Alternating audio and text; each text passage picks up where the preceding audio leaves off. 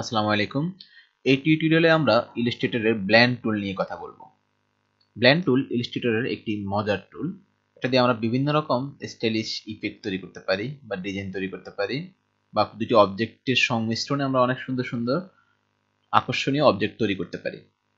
ওকে, তো ইলাস্ট্রেটরের এখানে আসার পর আমরা যে টুলটা দেখতেছি এটার নাম হচ্ছে ব্লেন্ড টুল, BLEND, শর্টকাট কমান্ড হচ্ছে W। ওকে, প্রথমে আমি ব্লেন্ড টুল নিয়ে যে একটি কাজ দেখাচ্ছি। যেমন আমি একটা রেক্টেঙ্গেল ড্র করলাম। ওকে, ফিল কালার দিলাম, স্ট্রোক কালার নান করলাম। ওকে,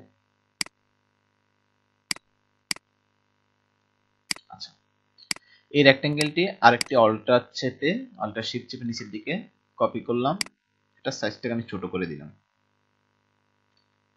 ওকে, ছোট করার পর ব্লেন্ডিং টুলটাতে ডাবল ক্লিক করে এখানে আমরা স্পেসিফাইড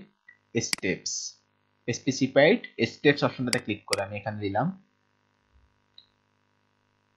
4। তারপর ওকেতে ক্লিক করলাম।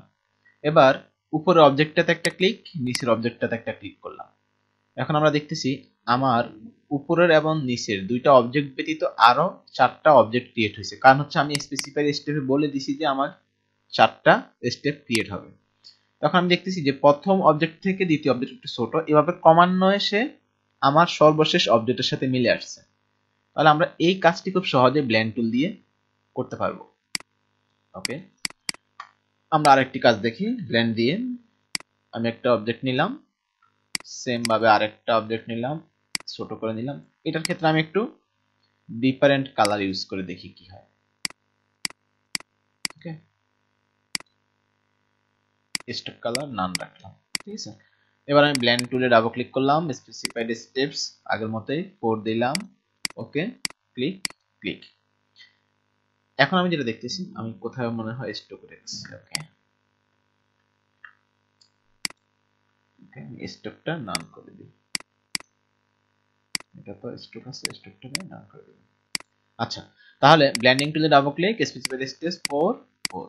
ওকে, এখন আমি এই দুটার মধ্যে যে ব্যবধানটা আছে সেটা হচ্ছে এই অবজেক্টটার মধ্যে 4টা অবজেক্ট ক্রিয়েট হয়েছে, বাট উপরে কালারটা ছিল আমার গ্রিন কালার, নিচেরটা ছিল ইয়েলো কালার। তো প্রতিটা স্টেপে সে কি করছে, গ্রিন এবং ইয়েলোর সংমিশ্রণে, এখানে হালকা ইয়েলো, এখানে আরেকটু বেশি আরেকটু বেশি, এভাবে সে অবজেক্ট যেভাবে ক্রমান্বয়ে কমে কমে আমার এই অবজেক্টের সাথে মিলে গিয়েছে, সেম ভাবে আমার কালারগুলোর সংমিশ্রণও একইভাবে ক্রমান্বয়ে কমতে কমতে নিচের অবজেক্টের সাথে অ্যাডজাস্ট করে নিছি। এটা একটা খুব সুন্দর ইফেক্ট, আপনারা এটা বিভিন্ন রকম কাজে ব্যবহার করতে পারবেন। দুইটা কালারের মিশ্রণ ক্রমান্বয়ে অ্যাডজাস্ট হতে থাকবে। ওকে, এবার আমি যদি একটা ইলিপস ড্র করি, একটা ইলিপস ড্র করলাম। ওকে, অল্টার শিফট চেপে নিচের দিকে আরেকটু ছোট করে একটা নিলাম। দুইটা অবজেক্টকে আমি অন্য একটা কালারে নিলাম।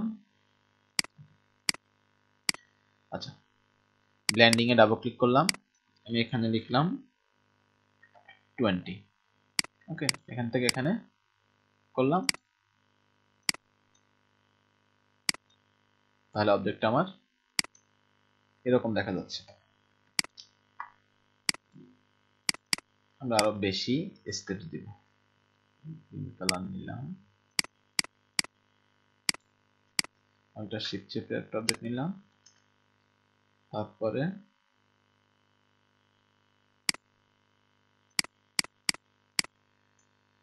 ব্লেন্ডিং থেকে ডাবল ক্লিক, স্পেসিফাইড স্টেপস, এখানে আমি দিলাম 100। ওকে, এটা অবজেক্টে ক্লিক। ওকে, এখানে একটা শেপ ক্রিয়েট হয়েছে আমি দেখতেছি। ব্লেন্ডিং এর মাধ্যমে আমরা এরকম শেপটাও ক্রিয়েট করতে পারবো। ওকে, এবার দেখবো আমরা, আমি যদি একটা ছোট একটা সার্কেল আঁকলাম, পার্পল কালারটা নিলাম। ওকে, এখানে একটা কপি করলাম। আমি চাচ্ছি যে এখানে আমরা এরকম আরো কয়েকটা অবজেক্ট আসুক। তাহলে আমি যেটা করতে হবে, ব্লেন্ডিং এ ডাবল ক্লিক, স্পেসিফাইড স্টেপস, আমি এখানে লিখলাম 6। ওকে, তারপরে এই অবজেক্টটাতে ক্লিক, এই অবজেক্টটাতে ক্লিক। এখন আমার এখানে মোট 8টা সার্কেল আছে, 6টা আমি ব্লেন্ডিং দিয়ে আনলাম আর 2টা আমার আগে করা ছিল। ওকে, এবার আমি নিচে একটা ইলিপস ড্র করলাম। স্ট্রোক দিলাম, দিয়ে আমি যদি এই ইলিপসটা আমার সার্কেলটা আর এই সবগুলো অবজেক্টকে একসাথে সিলেক্ট করে অবজেক্ট থেকে ব্ল্যান্ড মোডে গিয়ে রিপ্লেস স্পিনে ক্লিক করি, আবার বলতেছি অবজেক্ট থেকে ব্ল্যান্ড মোডে গিয়ে রিপ্লেস স্পিনে ক্লিক করি, তাহলে আমি দেখতেছি যে আমার সার্কেলগুলা আমার এই বৃত্তটাকে কেন্দ্র করে রাউন্ড হয়ে গিয়েছে, কিন্তু পুরোপুরি বৃত্তটার সাথে মিলে নাই।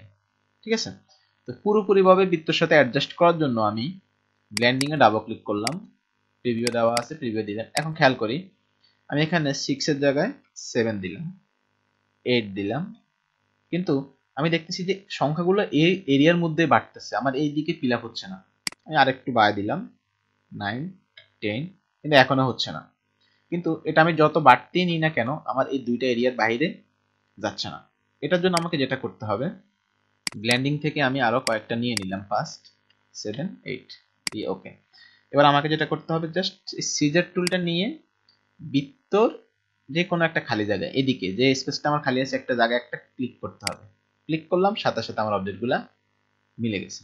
তাহলে এভাবে আমরা কোনো অবজেক্টকে আমার সার্কেলগুলোকে আমার বৃত্ত অনুযায়ী যদি আমি ব্রাশের ন্যায় ইউজ করতে চাই যে চারপাশে ভাবে সারিবদ্ধভাবে আসবে, আমি এটাও ব্লেন্ডিং এর মাধ্যমে করতে পারবো।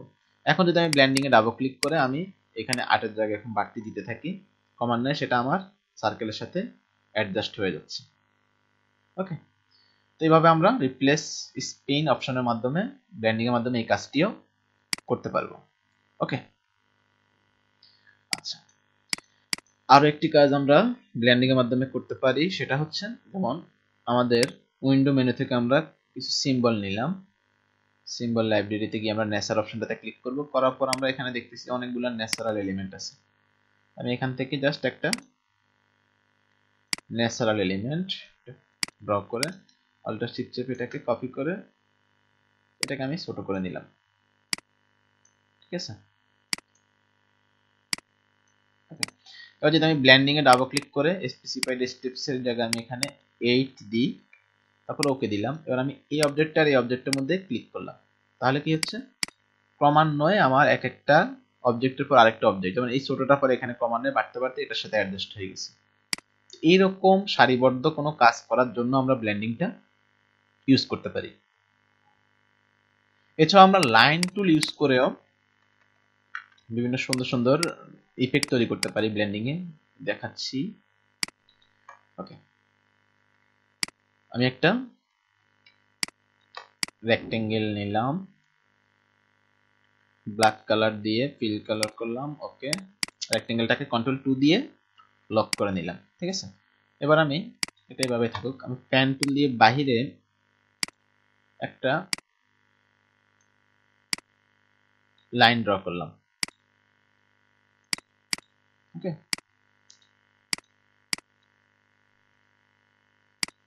সেম ভাবে লাইনটার উপরে মাউস দিয়ে আমি সিলেক্ট করে এটাকে আমি ট্রান্সফর্ম থেকে রিফ্লেক্টে ক্লিক করে কি করব, 90 ডিগ্রি অ্যাঙ্গেলে ভার্টিক্যাল অবস্থায় কপি করলাম। ঠিক আছে, দুইটা লাইন আমার এখানে দেখতেছি। দুইটা লাইনের মধ্যে আমি দুই রকম দুইটা কালার দিব। লাইনটা সিলেক্ট করলাম। আচ্ছা, উপরের লাইনটাতে আমি দিলাম রেড কালার, নিচেরটাতে দিলাম হোয়াইট কালার। ওকে, তো দুইটা কালার দেওয়ার পর এবার আমি এই দুইটা কালারের মধ্যে ব্লেন্ডিংটা করব। তাহলে আমি ব্লেন্ডিং এ গেলাম, ডাবল ক্লিক, স্পেসিফাইড স্টেপস, এখানে দিলাম আমি 200। ওকে, দিয়ে এই লাইনটাতে একটা ক্লিক করলাম, এই লাইনটাতে একটা ক্লিক করলাম। যে অবজেক্ট আমার ব্লেন্ডিং হয়েছে এটাকে আমি আমার ব্ল্যাক কালার উপরে নিয়ে গেলাম। ঠিক আছে, এবার আমি এটা অ্যাডজাস্ট করে নিলাম, এদিক থেকেও অ্যাডজাস্ট করে নিলাম, উপরের দিকে অ্যাডজাস্ট করলাম, নিচের দিকেও মিলিয়ে নিলাম। ঠিক আছে, এখন আমি দেখতেছি যে আমার ব্ল্যাক কালারের ব্যাকগ্রাউন্ড উপরে যে আমি দুইটা লাইন দিয়ে একটা ব্লেন্ডিং করছি এটাতে একটা ইফেক্ট আসতেছে। এবার আমি ব্লেন্ডিং অপশনটাতে ক্লিক করে কন্ট্রোল সি দিয়ে কপি করলাম, কন্ট্রোল এফ দিয়ে পেস্ট করলাম, আবার পেস্ট করলাম, আবার পেস্ট করলাম। এবার কয়েকবার পেস্ট করার পর আমি দেখতেছি যে এখানে একটা খুব সুন্দর একটা ব্যাকগ্রাউন্ড ইফেক্ট ক্রিয়েট হয়েছে। এবার আমি এটাকে আমার প্রয়োজন মতো আর একটু অ্যাডজাস্ট করে নিতে পারি। ঠিক আছে, এভাবে আমরা ব্লেন্ডিং টুলটা ইউজ করে, এখানে আমি জাস্ট লাইন টুল দিয়ে একটা দেখালাম, আপনি ইচ্ছা করলে অনেক সুন্দর সুন্দর দুইটা অবজেক্ট দুইটা কালারের সাথে ব্লেন্ডিং করে অনেক সুন্দর সুন্দর ওয়ালপেপার বা বিভিন্ন রকম ব্যাকগ্রাউন্ড কোনো একটা আলাদা আর্টিস্টিক ডিজাইন তৈরি করতে পারবেন। জাস্ট আপনাকে রিসার্চ করতে হবে যে কি কি কোন অবজেক্টের সাথে কোন অবজেক্টের সাথে আমি ব্লেন্ডিং করলে ডিজাইনের ভিউটা ভালো দেখা যাচ্ছে, সম্পূর্ণ নিজের কাছে বিষয়টি। তো এখানে জাস্ট আমি কয়েকটা অপশন দেখালাম যেভাবে আপনি ব্লেন্ডিং একে বিভিন্নভাবে ইউজ করতে পারেন। ওকে, আশা করি বুঝতে পেরেছেন। যদি কোথাও সমস্যা হয় অবশ্যই কমেন্ট করে জানাবেন। ধন্যবাদ সবাইকে।